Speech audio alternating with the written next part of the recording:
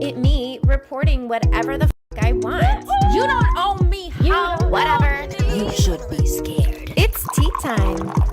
Hello and welcome to Tea Time with Sarah Holcomb, where I, Sarah Holcomb, and fellow comedians spill the tea on news stories that have been going down this past week while having a tea party at the same time. Today we have Sam Selby. She is a Chicago comedian and also produces and writes sketch comedy.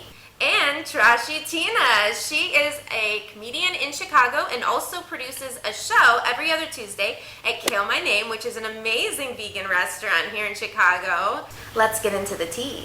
2 hours of technical difficulty, and now we wanna get drunk. Welcome to a very special episode of Tea Time. Cheers! There are currently revolts in Cuba over COVID-19 is completely shut down all tourism to Cuba, which was a huge source of income with Cuba, and therefore their economy shut down and inflation happened. People were standing in line for bread, literally, and people are starving. They're asking the US to send aid, but keep in mind their president, Miguel Diaz-Cancel, hasn't been doing shit for his people. So yeah, there's a revolution there, and we're trying to figure out how to help them. No idea what it's like to have a president that's not doing anything about COVID. Yeah. Sometimes when we send out aid to other countries, the country itself does not distribute that aid to its people. When there was a hurricane in Puerto Rico recently, we sent a whole bunch of aid to Puerto Rico, and they kept saying, you're not helping us, and we were so confused because we had sent hundreds of thousands of dollars worth of aid and goods to Puerto Rico, and there are independent people, independent citizens in the United States sending things as well, and they ended up rotting in a parking lot in Puerto Rico, and Puerto Rican government was not distributing it to its people. So I mean, it's kind of like doing a group project at school, and no one's doing their part, and it just ends up you get an F on the project. That's basically what this is happening, except they're playing with people's lives. Yeah. F is death. Viva Puerto Rico. Yeah. What can you do? It's like it's happening all across the world. It happened in Colombia. It's still happening in Colombia. There's a civil war there. That hasn't stopped, and it's happening in Cuba or the world. There is something going on in South Africa right now, but I don't know enough about it to say anything. So I just know something's happening that's similar to a civil war in South Africa as well. It's kind of like the entire world is blowing up and having these problems.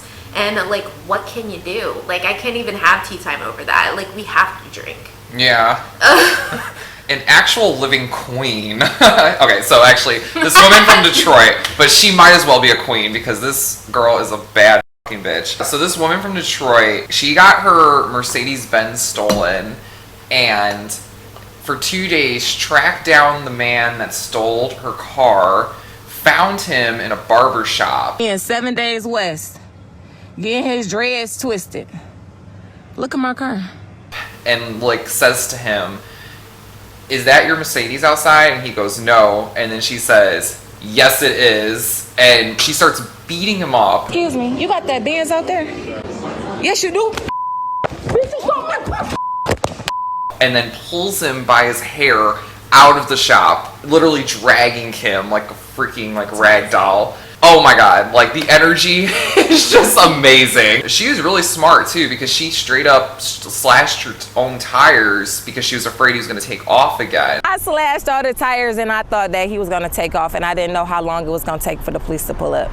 And I refused to let him pull off again. Yeah, guy got caught, she got her car back. You will never steal from me again. I'm so inspired by this story, honestly. I'm like, because my car was stolen once, and Oh my god, no way. I mean, I didn't try to track down the person who did it necessarily. I was just trying to find it, because they say oftentimes you'll find it within like a couple miles of where they picked it up, because they know that the cops are gonna get them eventually, so they'll like dump it somewhere. And it was like 2 streets over from my own street, but it was the one street we didn't look down, of course. He left his sweaty white t-shirt in the back seat of it. Ew. So I Lysoled the shit out of it afterwards. Oh my god. Stealing a car is just like the dumbest thing you can steal. We grew up, I don't know about you guys, but I grew up on Grand Theft Auto. So yeah. I think we've just idolized stealing cars and and just taking them for joyride. They was driving, they was having a good time. So I feel like that kid, he played Grand Theft Auto 5. Damn video games. Way too much, and he was like, I think I can figure this out. Also, I want to know how he did it, because aren't they super hard to steal nowadays? Like, especially Mercedes. Yeah, exactly, with the push to start. You can't hotwire shit the way you used to. Yeah, that's true. Unless it was an older one. I don't know exactly the make and model of the car, but I would expect Mercedes to have low jack on it. They have that on a lot of, especially luxury vehicles. There's always a way to trace where it is. Yeah, I'm not sure if she used that. I know they said in the article she also she was tracking it by posting on Facebook, being like, have you seen my car? And wow, so smart. Yeah, so she was an actual detective. This. I mean, women are detectives. Yeah, let's be honest. So good at figuring out everything. Yeah, I had a crush on a guy at a coffee shop one time, and I didn't even know his name. And one of my good friends was like, "Give me a minute," and then she just there's his Facebook, there's his Instagram. There's his social security. Yeah, how did you do that? I think that my favorite part of this story is that they actually performed a citizen's arrest, because I've never seen that happen. That's awesome. I feel like it's just this made up thing they put in movies and TV shows. To be we have control, we have power, and then in real life we're so scared of the cops. Because they're have not been trustworthy in the past. Yeah. So for a group of people to actually be we're taking you down. My favorite part of the story is that she pulled him out by his hair. Oh. And he's just a rag doll. And he just gave up. You can tell. He's just you know what? I've accepted my fate now. That's it's amazing. So funny. I'm I want to do that to someone so bad. So as everybody I'm sure has heard, Britney Spears has been in a conservatorship now since 2008. Recently she went to court to plead her case and actually speak on her behalf on how it's been affecting her and how she would like her dad to no longer be in charge of it. And she did a 25-minute testimony where I think she spoke very eloquently on her situation, but she's getting a lot of backlash, of course, because it's Britney and we just want to throw everything from her past at her.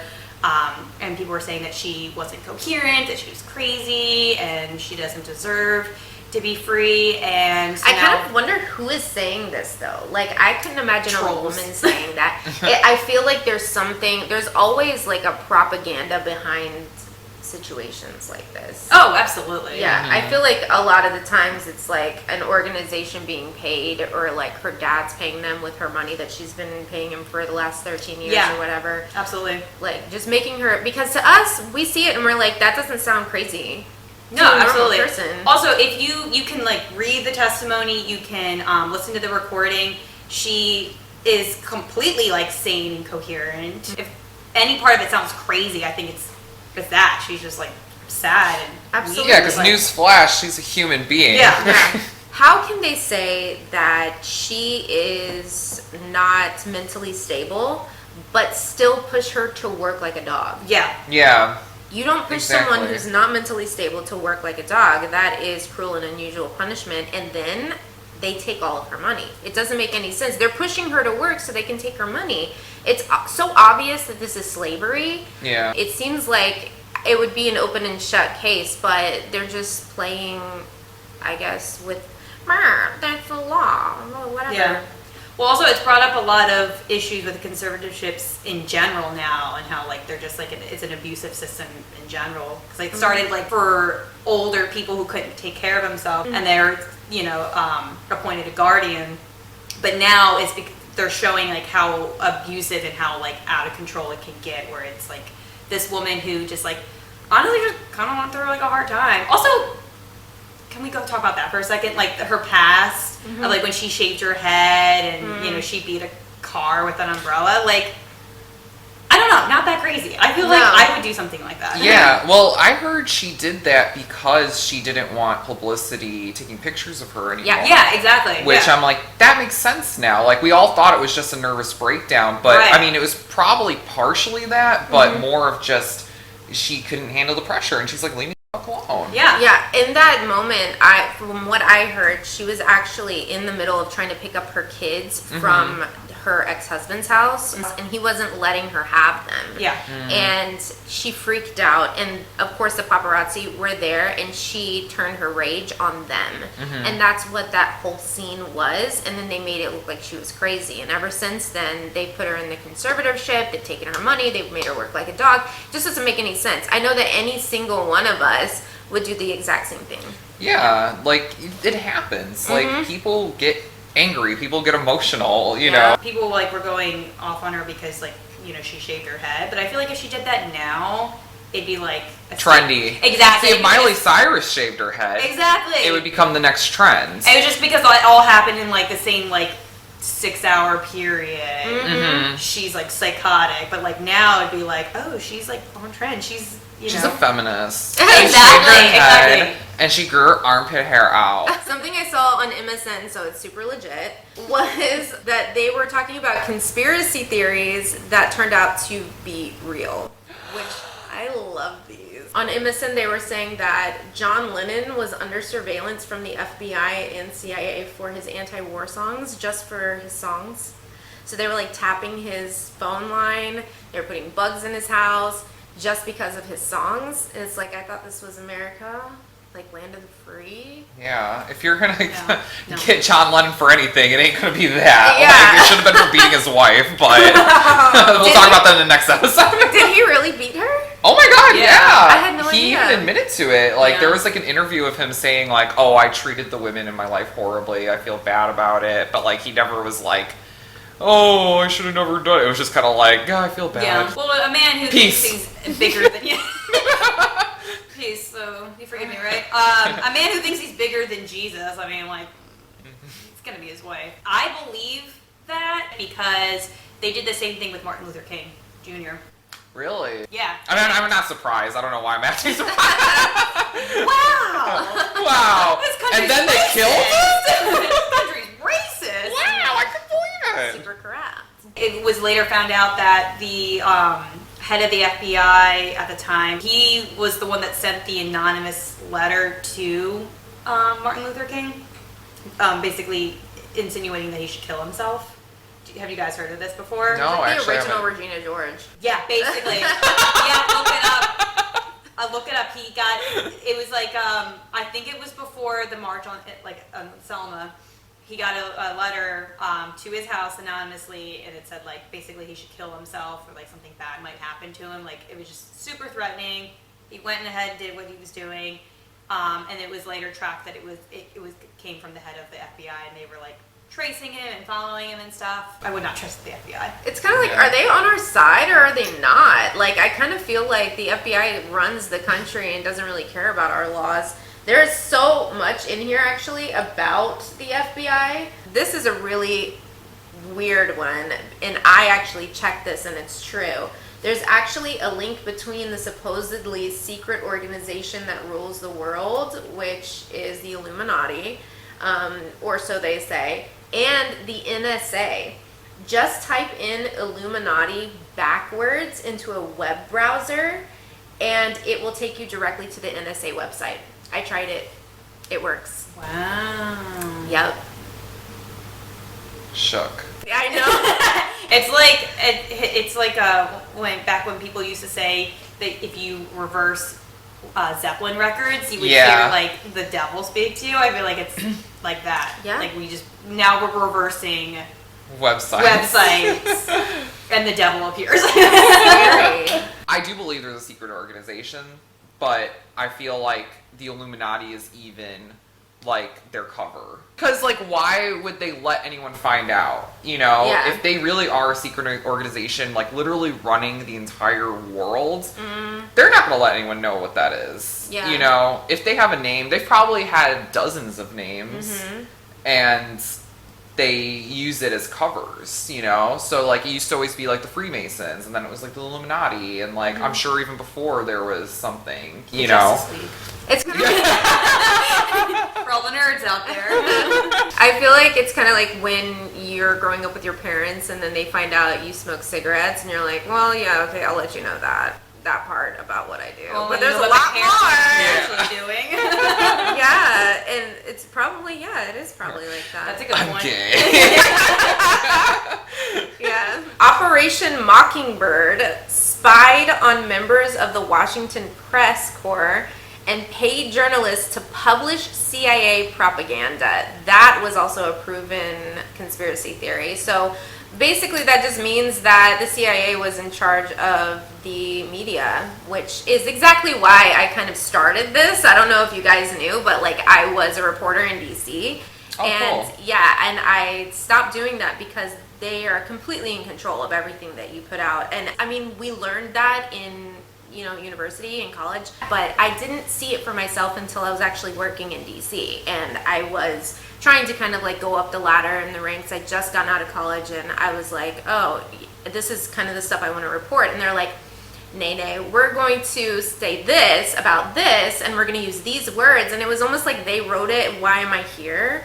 Like, what is going on? I wanted to like get promoted. I wanted to do hard news stories and stuff like that. So they're like, all right, come to me with a news story about this topic. So I wrote the article, and I came to them, and he's like, you can't use this word or this word. And it was very just non-reactive words, like the word light, or just random words. And they're like, you can't say that. And I'm just like, why? And what he said to me was, the people who own the actual media outlet, which was the #1 grossing talk radio station in the nation, by the way, the people who owned it were Mormons. And they didn't want certain words to be said because of connotations and things that it can be construed. And I'm like, what the hell? Why is a religious organization owning the #1 talk radio news station in the country? That makes no sense. As far as separation of church and state, they're really blurring some lines. So I started to notice this about a lot of different media outlets. A lot of them are owned by banks or people who own banks. And they thrust their propaganda. So I don't trust anything that I see now anymore. And that's kind of why I started doing this channel in the first place, is because I'm sick of that. I got into comedy. I got into touring with my band. So then COVID hit, whatever. So now we're here. But yeah, that's why I like doing this, because no one can kind of tell me what to do. That's one thing about YouTube in general that I was looking into, because I'm not gonna lie, I was one of those people that didn't take YouTubers seriously at first. I was just very like, oh, it's just somebody making videos, like who cares, you know? But then I watched one video where someone was like, oh, the thing about YouTube that's so great is that these people are making their own content, and they're not censored, they're not, you know, they're just doing their own thing, and then they also don't have to pay like a bunch of like managers and producers and this and that, you know, just to like act or do their content. And it's like, then I was like, wow, this is actually like so liberating now, like that, like now that I see it from that viewpoint, it's just so great, like for people to have freedom of expression, basically. It's amazing. So this one was kind of scary. As far as the polio epidemic of the 50s, I know right now we're kind of like scared about vaccines, and then there are people like, don't be scared of vaccines, or nah, we've tested it enough, and blah, blah, blah. There was a polio epidemic of the 1950s, which I'm sure we've all heard about, and 100 million children were given the vaccine for polio, and then in 1960, they realized that it gave them cancer. Great. Yeah. See you guys in 20 years. Yeah, we'll see what happens. Well, you know what? All millennials want to die anyway. Yeah. So this is just speeding up the process for us. Gen Z wants to die for sure. I feel like millennials, like, they want to die, but they're more alcoholics and they're very comedic about their experiences. But Gen Z is just like, count me out. I'm free to go. I want to go now. In the 1950s, another conspiracy theory was that the Canadian government built an actual gaydar machine.